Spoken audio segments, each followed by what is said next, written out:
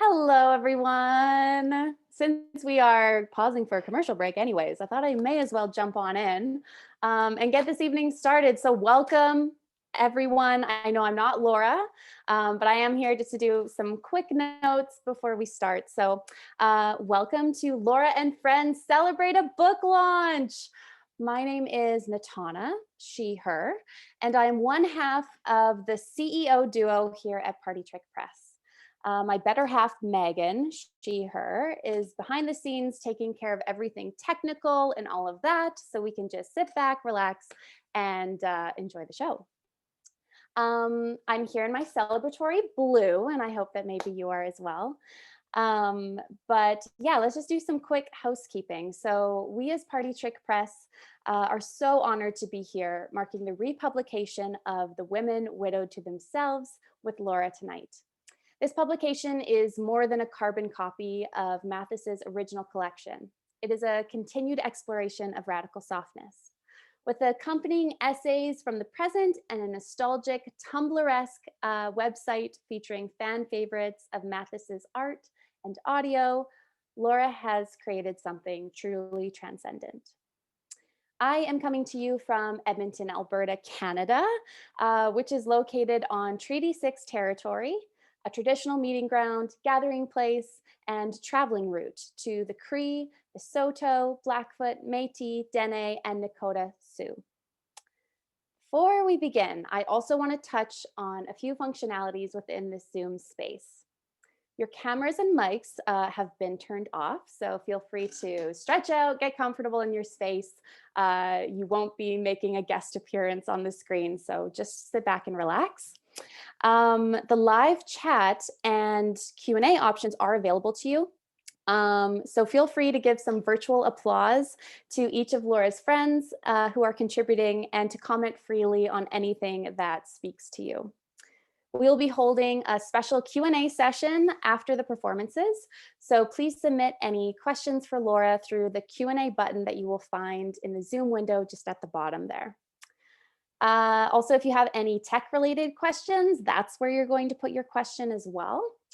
Finally, as we all know, there is the possibility that everything will go wrong and the video will be dropped, and that's okay. You just need to hang tight and we'll get back on the air and get you back in this beautiful, cozy room with us. So just bear that in mind. Okay, now we are on to the main event. So as you already know, we are here to celebrate Lora Mathis, she, they, and their publication, The Women Widowed to Themselves. Tonight, we'll host performances by both Lora Mathis and some of their closest friends in a variety show like no other.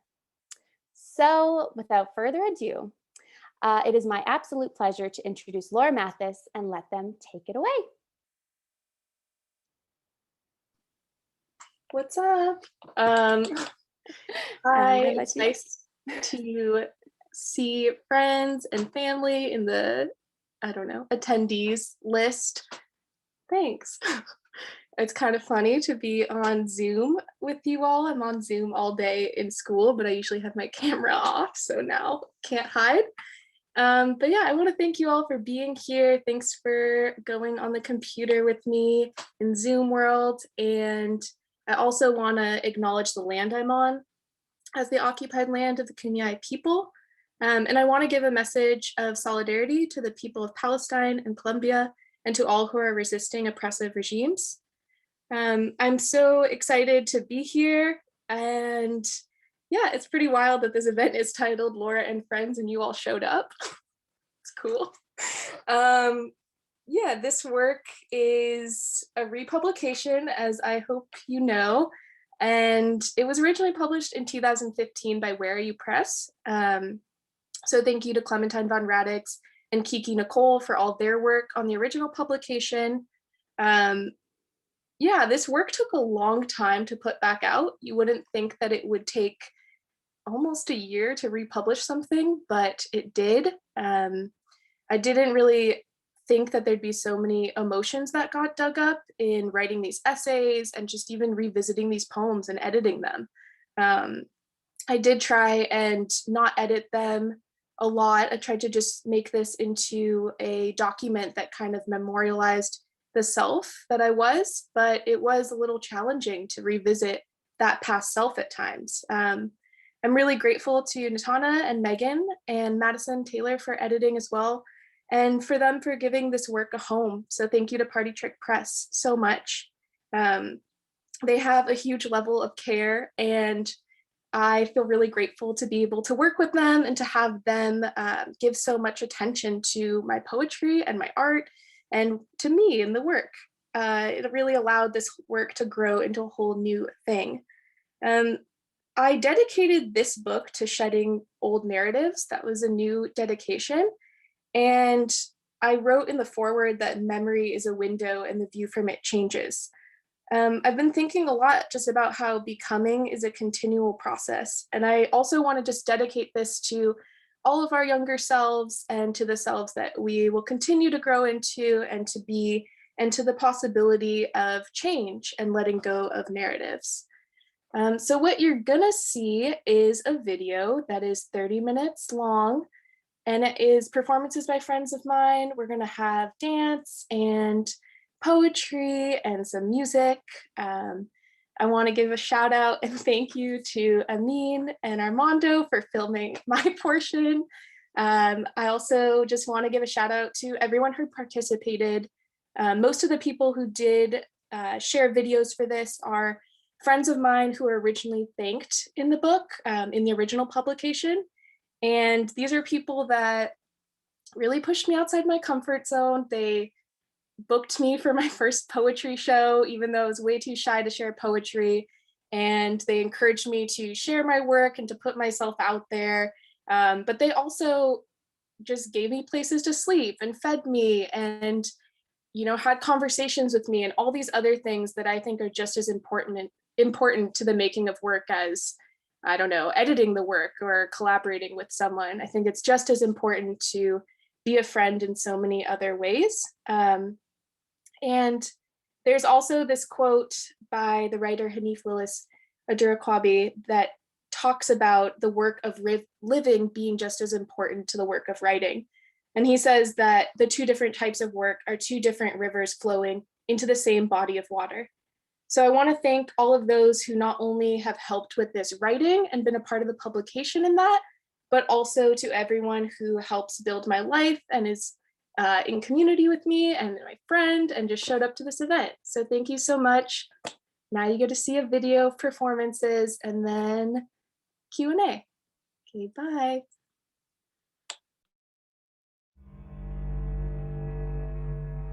I'm meeting boys who like Bukowski, and they all want to do brutal things to my body. He tells me he buys a bottle of whiskey whenever he gets one of his books, and doesn't stop reading till he's gone through an entire pack of cigarettes. In his clean Los Angeles apartment, he blows smoke in my face and says, "He was the outcast king of LA. Did you know that, huh?" A new boy gives me a worn copy of On the Road and really thinks he's being original. We should explore the road together. Would you like that, baby? Yes, I'd like that, I think. But he's drunk and imagining himself 60 years earlier in the back of a bar, sweating to the sound of live music. Still, I prefer him to the hungry boy who devoured my shirt and said, "You have a tattoo? What's it say? Mad to live? What, are you angry about living? Oh, come on, I'm just kidding. Come here, let me take off that bra." The next boy I kiss doesn't read. I ask him to come to a bookstore with me, and he stays outside, sighing. He has no interest in words. He has no interest in me. I am thankful for him. For a few weeks, I am able to shed my habit of thinking obsessively and become a duller, rougher version of myself. But I dump him when my fingers start turning imaginary pages in my sleep. I go on a date with a boy who knows I write. He calls himself a fan of mine and swears he's read every word I've put down. You've got this voice that's very modern, but also so classic. I nod, then choke on my water as he says, I read you to fall asleep. At night, I listen to him pant metaphors and compare my mouth to the sea. One day, he stumbles across my journal and finds nothing about himself in it. You don't really love me, do you? I shake my head. There is no use pretending anymore. He has read the poems about the ones I want to drown in me. I try my best to become poetry. I take a bath and stain the water with black ink. I cry for people I have never met. I fashion my face into a pluckable flower. I shed self and skin easily, readily. I widen my mouth, hoping waves will come. But no matter how hard I try, I am not the sea. I am a sunken ship that is drowned, and everyone who touched me.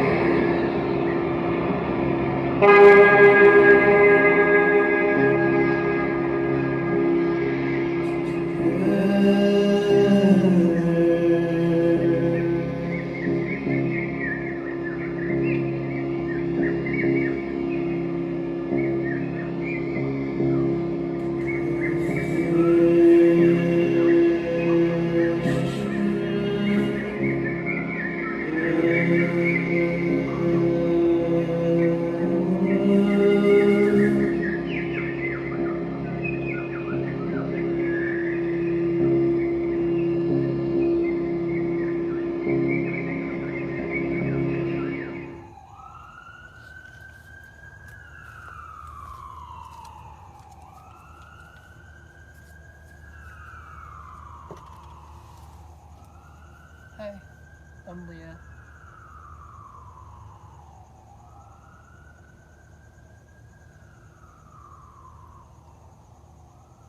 First, I saw the cat, and then the cat saw me. Turned and flinched, then felt unthreatened once it saw my face. Bars are closed or boarded up, and streets are quiet too. I felt myself become the cat as I felt threatened too. Only for a second, and only because I knew you'd miss me. The river swallows girls like me with every chance it gets. And only we know how strange it can be to leave. For us, if only even for like a second. Odd how slowly seasons change. Odd how light does too. In the old folks' home, they're watching Jeopardy with the old folks seated. Faces blue and nothing, moving much tonight. And God, I love the blue, and God would love to kiss me. Sitting alone inside, dirty dishes were piling up, and Leah, who loves to kiss and tell, scrubbed each one top to bottom, slowly clearing the sink. Outside, at the curb, street lit, writing you, a yippy dog just won't stop, because my place is strange. I just don't want to fucking check my phone for the 87th time today.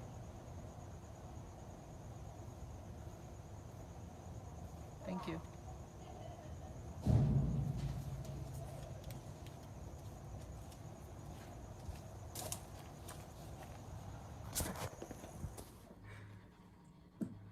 Hello.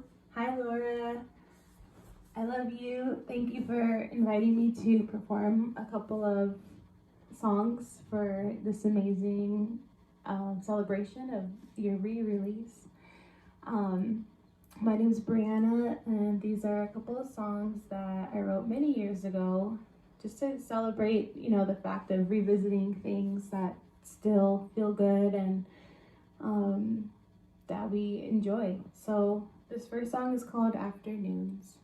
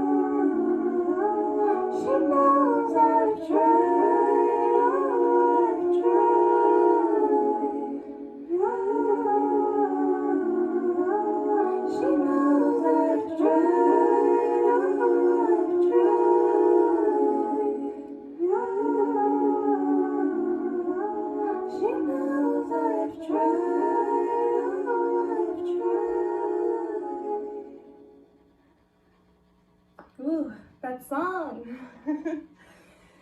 Oh, okay, well, I also want to do a super shout out to my beautiful, wonderful friend Vi, whose space that I'm in right now. She's always been super supportive of everything I've done, and she's been known IC since the beginning. So it feels really special to share these songs with all of you here in her home. I love you, Laura. I love you, Vi. I love you, Byron. I love everybody who is the real one. And congratulations, Laura, on this amazing, amazing re-release. Bye.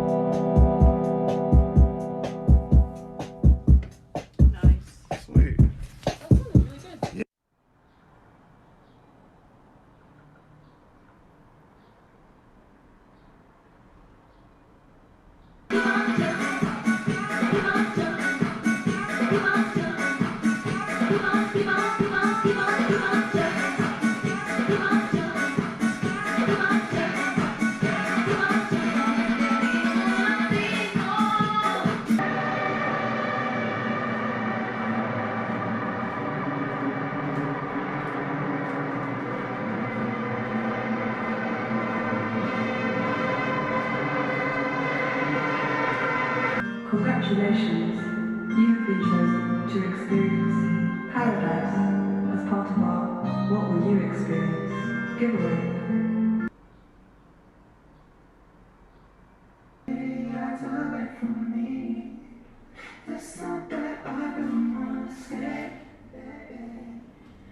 Every time you come too close, I move away. I wanna be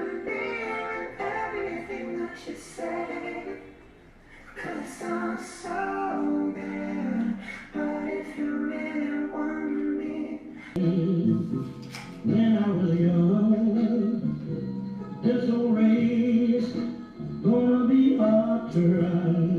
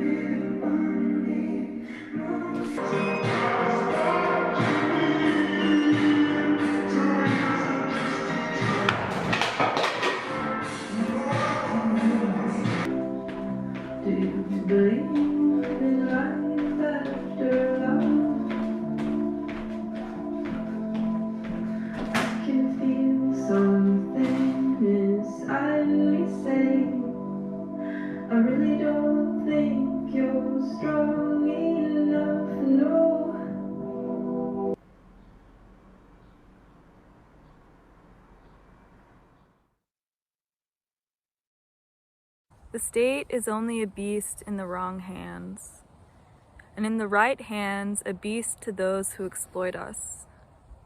One day she will dissolve and become small, but only after we seize it, only after oppressed and oppressor merge to one.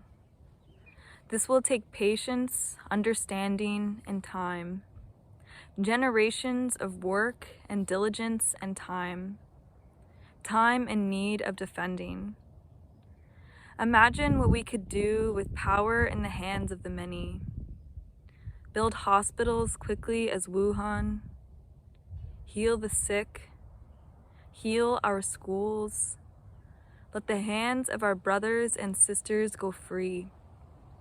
One by one, hand by hand, laborer by laborer, to make that great ship be the vessel of the Lord.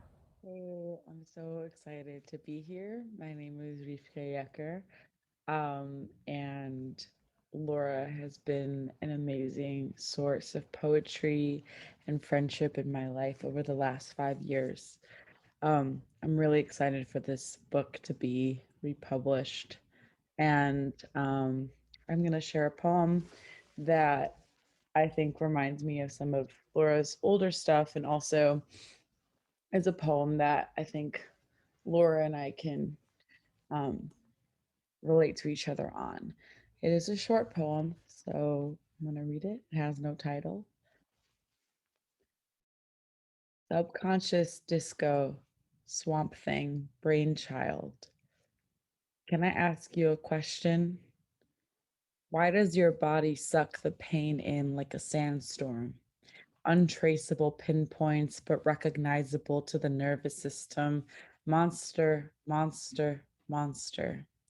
Nosferatu wouldn't even thirst on your blood, unpretty, unwanted, unspecial. You are shameless because you do not expect to be desired. Loud-mouthed, obnoxious, vulnerability, backlash, stupid, eager, excitable, burden.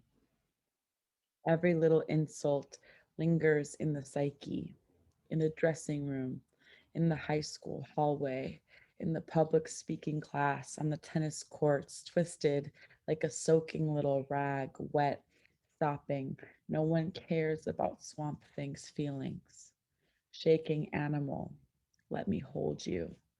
I'll be the only one who does. All right, thanks. Hello, this is Nate, Pop, and Jiji, and we're going to be playing BFF.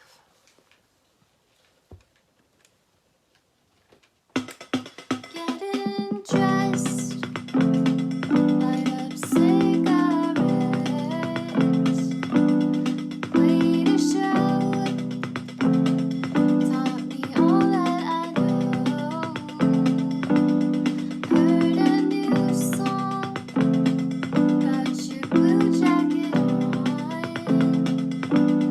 TV shows, called you up on the telephone, thinking of you every day, hoping that you are okay, wanting to see you again. I love you, you're my best friend.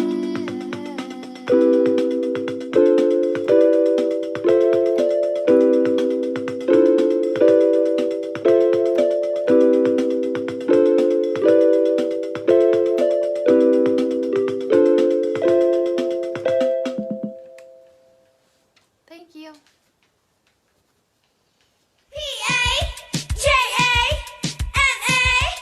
Pajama party. Pajama party.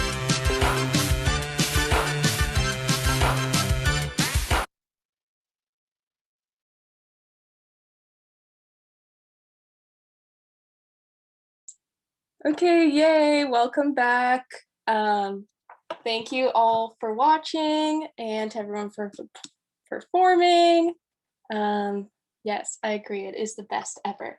Okay, now we're going to, yes, applause. Yeah, that made me really happy to watch. I am now gonna pull the giveaway name. So that is someone that gets zines and a handwritten poem and a letter that I'm gonna mail them. So I'm gonna put on these shades and I'm gonna pull the name. Okay. Asha G, I don't know if you're here, but you are the lucky winner and we're going to email you and get your mailing address. So thank you all who registered. And now we're gonna do the Q&A. Yay! Yay to Asha. Great hat maneuvering there. Thank you so much. Yeah, so we're going to start our Q&A. So if you have any questions for Lora, please feel free to pop those into our Q&A little thing on our Zoom window. I saw we had one, and Lora, you cheated. You already answered. That was my roommate. But a lot of people are asking a similar question. So the question was, what's your artistic process like? So we've gotten a few questions similar to that. So that might be a nice one to start with if you want to. Yeah. I always wish I had a better artistic process, like one that involved waking up every morning and writing, or like being more disciplined. But in reality, I feel like it's very chaotic. And I just go with the flow. I like making things. Sometimes I have stretches where I don't make things because I'm busy with other things or overwhelmed or whatever. But in the past, I used to like think that was writer's block, or just get kind of freaked out about that. And even like 2 years ago, I was like, I'm never making art again. I'm done making art, and I think that, yeah, like when I get too into like art as a profession kind of thing, that's when it starts to feel really exhausting. But I just enjoy like trying different things out. Like I have felt embarrassed before because I don't feel super talented, or I don't feel super skilled in a lot of things. Like when I'm making music, I don't feel very skilled. I know like 6 chords. Or like when I'm taking photos, I'm like, I should know how to take a photo and like get the light better. I've been doing this for years. But I think it's also really exciting to like not really know what you're doing and play with different mediums. And that's just what I do. I just play around with different things. And sometimes I have an idea that I go into and I'm like, yeah, I'm going to write this, or I'm going to make like that animation at the end of the video is just something ridiculous that I was like, I need to make this little animation because that's something I want to exist. So I did that a couple years ago. So I think that just going with it and having fun and playing with different mediums and allowing myself to be kind of shitty at them is a lot of fun. That's my creative process. I love that. I mean, honestly, I think that's something that we all aspire to, or at least I'm aspiring to right now. And I think that's really interesting what you say about how you used to think it was writer's block, but I'm learning that too right now, where it's the creativity is a cycle and you have to just embrace it. Okay, we have another question here. So let's see. So as a poet, this is from Brianna. Thank you, Brianna. So as a poet and musician, is there a connection between your writing of poems and songs / lyrics? Do poems turn into songs or vice versa? Yeah, I'd be so interested in hearing your answer to that, Brianna, because I just love your songs and you do, I don't know, it'd be really interesting to hear like any musician's answer to that. I think I don't know, I just always think that lyrics are poems. I'm like, why are they different? I don't understand why they're different. It doesn't make any sense to me, really, because I'm like, what is a poem? That's a poem. But yeah, a lot of times when I've tried to come up with lyrics, I found that I'm trying to like access a different space, and I'm like, this can't be a poem. It has to be different in some way. And so a lot of times my lyrics are just like very simple. And actually, this is so chaotic too. I've played in a couple bands, and a lot of times I would get bored of the lyrics, so I would actually make them up on the spot, and no one would know that I was just like singing about what was on my mind, or like kind of freestyling. And I'm like, this is kind of chaotic, but it's very fun when you're just screaming things and people don't really know what you're saying anyway. But I have like taken poems that are maybe like not fully done, or even poems that are done, and turned them into songs before, because I think that just like allows me to even have like some words to stand in, like with a melody. Like a lot of times I'll just come up with a melody, or my friend Gonzalo and I write a lot of music together, and we come up with a melody before the lyrics. So it's like nice to have a poem that can stand in for that, but it's not even always the final lyrics. I love that. So it's a bit of both and. I'm going to jump into one of the questions we had from Instagram. So this one is, what is the poem from the original The Women Widowed to Themselves that resonates with you the most today? Yeah, I was thinking about that. It's an interesting question. So like resonates, what is that? I don't think any of them are poems I would write now. And that's not a bad thing. It's just like they're just different. That's different ways of writing, maybe, or like relating to emotions. I made songs in the back of 3 of them. So like the video you saw of me doing the poem I Am Not the Sea, like I just put some drony guitar and like some synth and stuff in the back of that. And I think that resonated a lot for me, not necessarily because I'm like, this is the poem that understands where I am in life or anything like that. Like it is a fictional poem, or it's fictionalized. So it's not like it fully just encompasses how I feel, but I think that poem was really exciting just to play with as like a piece of writing. And I also did like audio backing for Quiet Game starting now and An Apology to My Body. And I found An Apology to My Body a little intense. It's like a very heavy poem, and it's just apologizing basically for self-harm and for not being kind to myself. And like that's a big theme of the book in general. Like it really digs into, or like in writing these essays, it's like I dug into like not treating myself too well and like being around people that didn't treat me well, and the effects of like all of that. It's really hard to sit with that and to, you know, even though I think I have processed a lot of it, it's like self-forgiveness is this like constant thing, right? And so I think that poem does resonate a lot with me, but I also think that I treat myself a lot nicer, so it maybe isn't a poem that I would have like this urgency to write at this moment in my life. Yeah, I think that makes a lot of sense. Yeah. We have a change of pace here. Maybe we'll get philosophical with this one. We have a question from Angel that says the color ... blue. Yeah, I love that. Tell us about that. I don't know. I love blue. I don't think I'm not the first one to do this. I'm looking for this thing that I wrote now. I shouldn't do this on a live thing. I wrote this like blue exercise for myself that was like, I'm gonna do all these blue things. Okay. Can't find it. Oh yeah. It was basically like I wrote these exercises that were like, okay, eat blue things and wear a blue color and listens to songs that are blue and do acts that are blue, which is like totally subjective, you know. Blue could mean so many different things to people, but I think blue is a very common color. I think blue is a very powerful color. Like I love powerful in like a very self-assured way. Like I don't know, I think this like color blue, just like the depth of it is very self-assured, and it just was a color. Like the book cover is blue, there's like these blue pages inside of the book, and like the whole work turned into this like very blue piece. And I don't know, that wasn't like very intentional. It ended up just happening, and I think it worked really well and it fits the themes of it.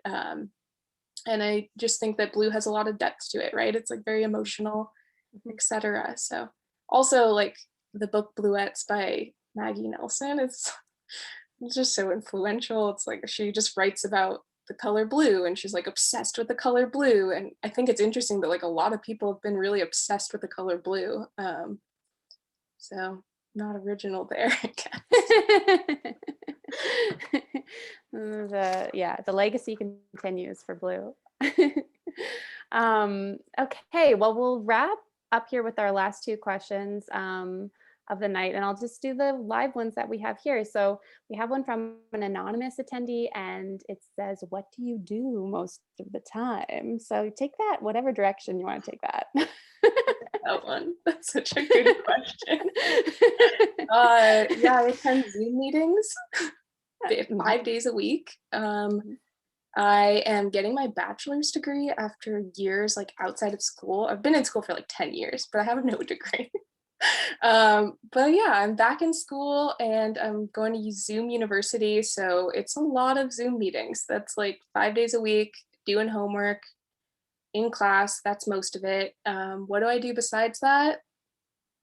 I don't know. What do I do? Get on more Zoom meetings with us. Oh yeah, I don't know. Working on a book, hanging out with people, doing this internship with AFT. What else do I do? I don't know. I'm very busy all the time, but I feel like I don't do anything. I have no idea what I do. I think I do nothing. I don't know. I think I do a lot because I always find myself very busy, but I'm not sure. School's like takes up so much of my brain space that my brain is a little fried right now. So I can't even think about what I do besides school because it's basically just that. But yeah, probably not the same things that I did like 2 years ago pre-COVID. So a lot of time at home, hanging out with my roommates, doing the crossword. Do the New York Times crossword every morning. Wow, auspicious. Except today, and I try and make music and read and be outside and spend too much time on my phone, etc., etc. Probably a lot of other things that I'm forgetting, but I don't know. That's a good question. Sounds pretty full already. So. Okay, lovely. Thank you, anonymous attendee. And okay, we'll end with a final question from Brianna as well. And this is similar to one we got on Instagram, so I think it's really a great one to end on. So Brianna says, I love how you utilize all forms of media in your work, writing, music, video, drawing, comics, etc. Is there a medium that you haven't dived into yet that you've been curious to explore? Great question. Okay, Angel will be happy to hear this. I think it'd be really cool to do more dance stuff, even though, well, more. I haven't done any, but I collaborated with Angel, like doing poetry for a dance they choreographed. And I think it would be really cool to do that, even though it makes me like very nervous, but it's super inspiring to see like his video and just like what he was doing and how performance and dance can look so many different ways. So that would be a lot of fun. I really want to do like a puppet show for kids.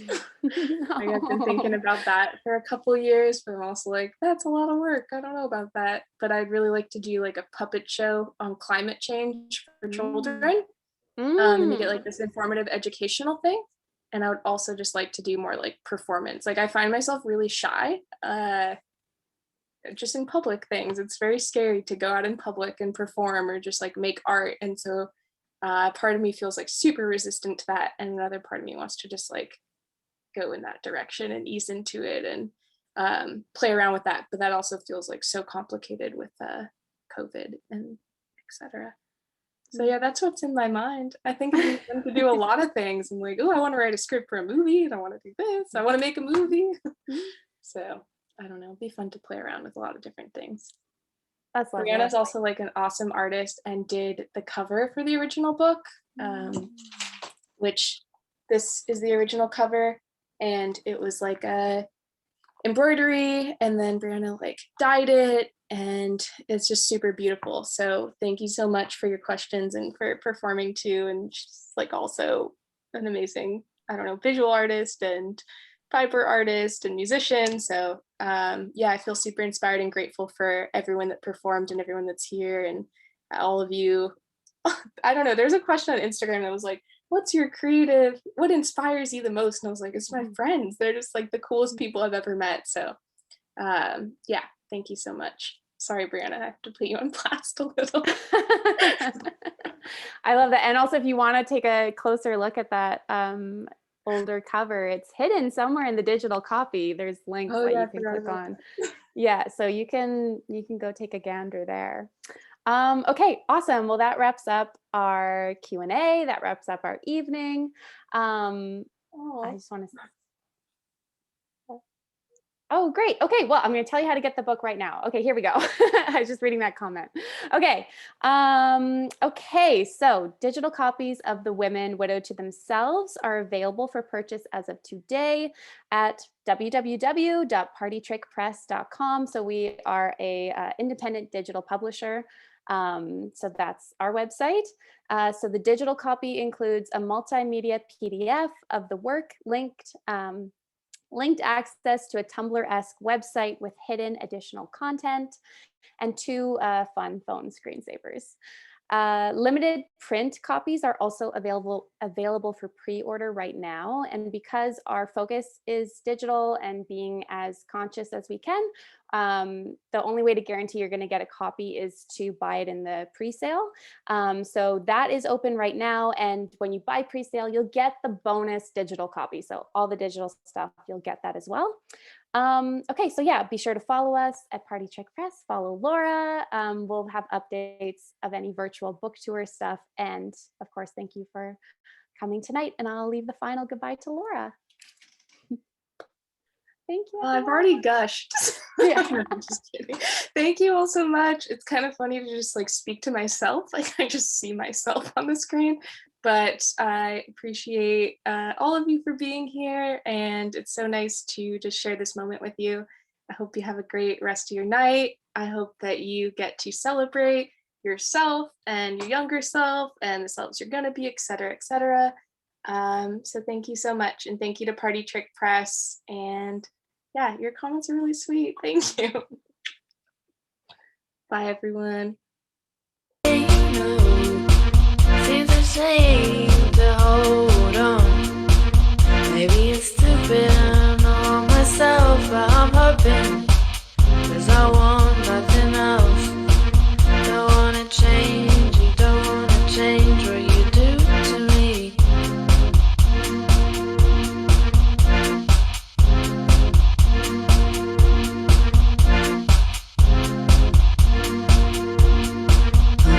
Shy to say even when it's wrong, but what's keeping me from holding on? I'll be thinking of you even when you're gone, but what's keeping me from holding on? This feeling's controlling me, I can't shut it down. No point telling me I can only have some. I want all of you or it's not fun. Don't wanna hold on to you if you're happy alone. But if you're thinking about me, tell me, 'cause I'm right here all alone.